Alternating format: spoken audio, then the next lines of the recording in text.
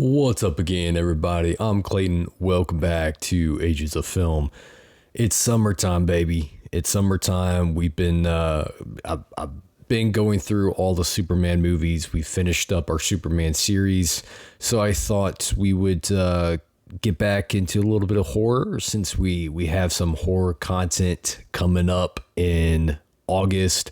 A big horror video I got coming towards the end of August. With some of my boys. We're going to be doing top 50 favorite horror films from the 1980s. So if you're an 80s horror fan, stay tuned for that video coming at the end of August. But since it's still summertime, I figured let's keep the summer, the summer theme, summer trend going here, and review a good summer atmosphere type horror film with Sleepaway Camp, released in 1983 and directed by Robert Hiltzik.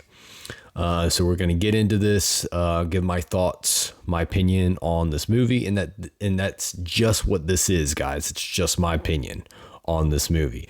Let me know your thoughts on Sleepaway Camp in the comment section. All I ask is that you be respectful about it, and we can have a good conversation and some fun there. So, yeah, kind of a classic from the 80s. I'd probably say it's a classic, at least to a lot of people. Sleepaway Camp has definitely garnered a cult following. There are a lot of people that do really love Sleepaway Camp. So I would say it's a classic from the 80s. Do I like it? What are my thoughts? Let's talk about it. So getting in first with the positives, the things I do like about this movie. One of them being the atmosphere and the setting, camp type of films like this, typically for me are a lot of fun. I went to a lot of summer camps growing up as a kid. I was at a summer camp almost every year, as a kid. So they bring back a lot of, kind of childhood memories. I have a lot of nostalgia with these type of movies.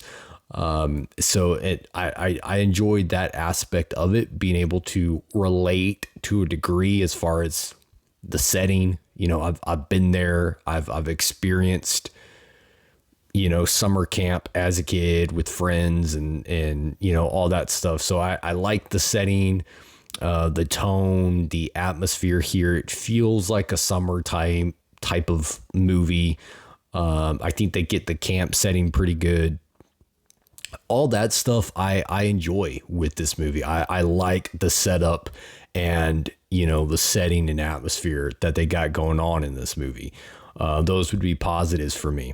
I like the brother and sister relationship between Angela and I think it's Ricky is her brother's name in the movie.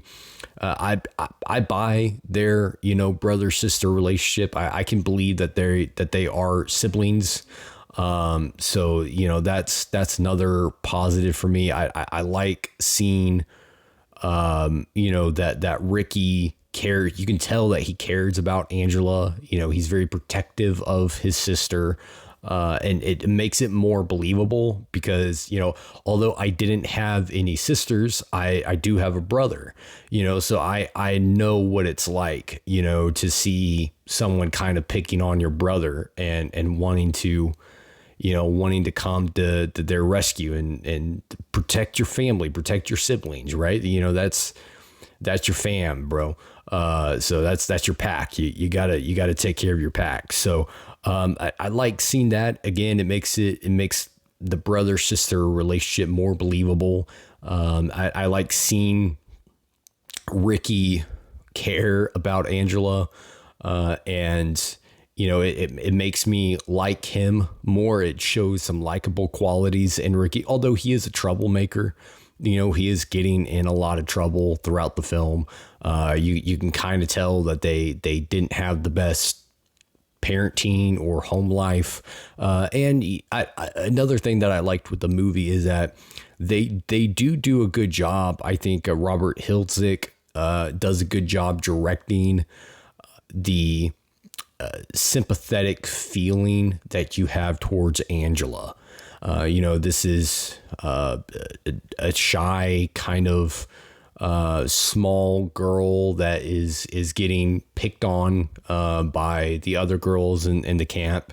And, I think partly it's in the performance by the actress playing Angela, but also partly in the direction of Hiltzik, the way that he directed those scenes, really kind of tying in an emotional layer there where you care about this girl. You at least feel some sympathy for her, and I think they do a good job at that.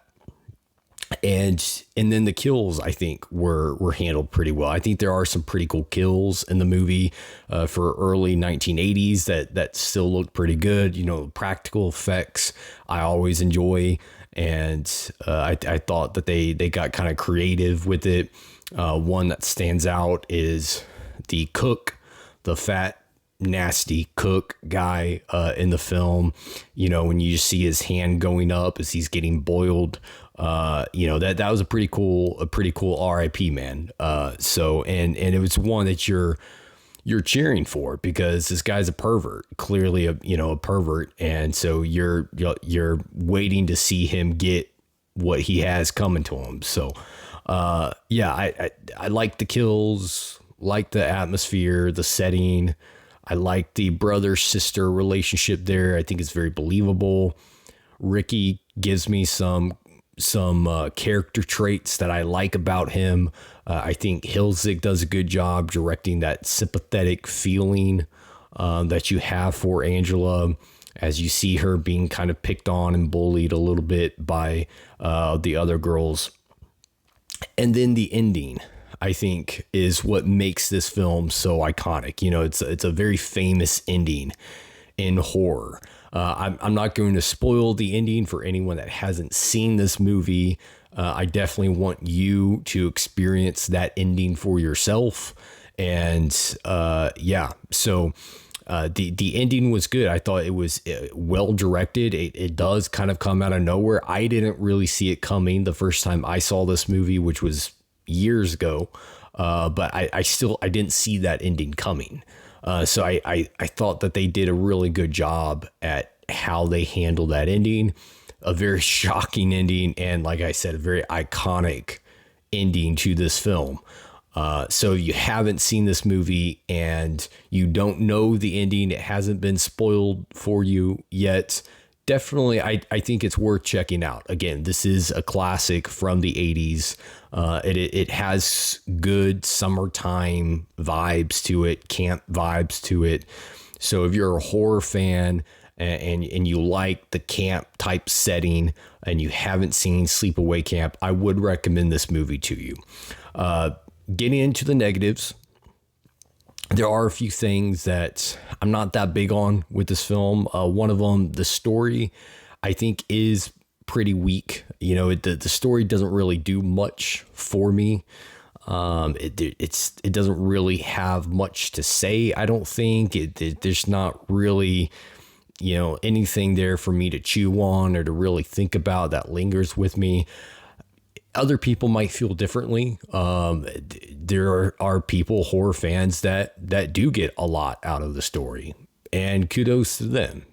Everyone has their own subjective experience with film. There's no right or wrong as to, if a film is good or not. It's subjective. So for me personally, I don't get much out of the story. I think it's kind of weak on that front. Also, while I do have some sympathy for Angela, and while I can respect some of Ricky's personality traits as far as wanting to protect and defend his sister, there aren't really characters in this movie that really stick with me. There's not really characters that make me want to come back and revisit them. characters that I feel like have much depth to them really either, or aren't really explored very well. I just, from a character standpoint and a story standpoint, both of those are kind of weak for me. Again, just my personal experience there. I think the backstory, while I understand why it wasn't further pursued, because it's partly, the ending partly hinges on the lack of a lot of backstory. I do think it could have been handled maybe a little bit better. That would kind of explain why the mom is the way that she is towards Ricky and Angela. And I just felt like we didn't really get much there as far as like what set her off. Like why does she treat her kids this way exactly? I don't know. For me, when I watch this film, I always feel like there was stuff left on the table, like it's not a fully satisfying kind of backstory for me. So that would be a negative for me. And then just kind of the lack of rewatch value here. It's not a movie. I've seen it, a few times, but it's not really a film that I really have much of an urge to come back to. I think part of it is once you see the movie and you see the ending, it kind of spoils it a little bit. I think upon further viewings, once you know what that ending is and it kind of explains the rest of the film, I think that rewatch value comes down to, is there a story that is gripping, or are there characters that you want to revisit? And for me, this doesn't really have either of those. So while the ending definitely leaves you in a state of shock that it ends the way that it ends, it's kind of, the cat's out of the bag, so to speak. Once you see how the magic trick is done, it kind of ruins the trick a little bit, right? So, just me, again, just my opinion, but doesn't have much rewatch value to it for me. But overall, I would give this movie a 3 out of 5. That's a passing grade. That's a positive review. This is a movie that I do like. I do enjoy when I do watch it. Again, I'm really big on the setting and the atmosphere here. I think it looks really good. I enjoy that summer type of vibe. The camp setting works for me. The kills are good, and it's one of those just kind of fun 80s horror films, slasher films, that you can just throw on in the background, have some fun with it, turn your brain off for a little bit and just, kind of enjoy a fun, kind of cheesy, campy, no pun intended, 80s horror film. So yeah, 3 out of 5. That's my rating for Sleepaway Camp. But let me know your thoughts in the comment section. Do you like this movie? Are you a fan of horror camp horror films? Let me know in the comment section. We got more summertime movies coming up. And yeah, until next time, you freaks, kick it and rock on.